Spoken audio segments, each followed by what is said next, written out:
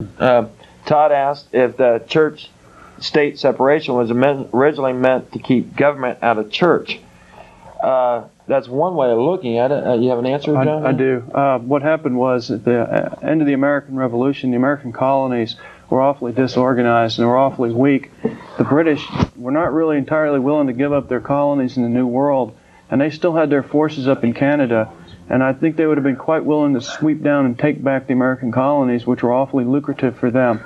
And the various colonies, of course, had different religious factions and groups.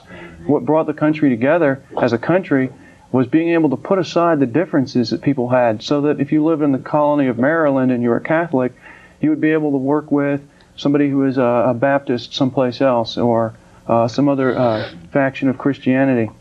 And so it was important for the Founding Fathers to find a way that they could find some common ground. The way they did that was they created a secular nation to where it doesn't really matter what religion you have or non-religion. What matters is that you're working for the common good, and that you're elected and all these things.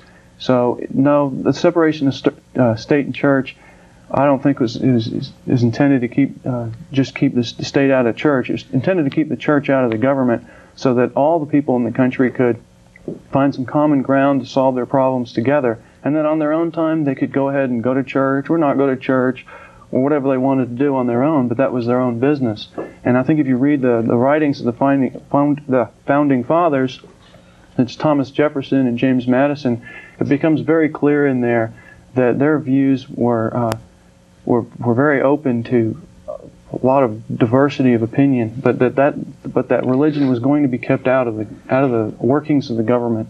And I don't know of any right offhand, and if the caller knows of any of the Founding Fathers or anybody else that wrote about the concerns of government in the church, I don't know of any right offhand.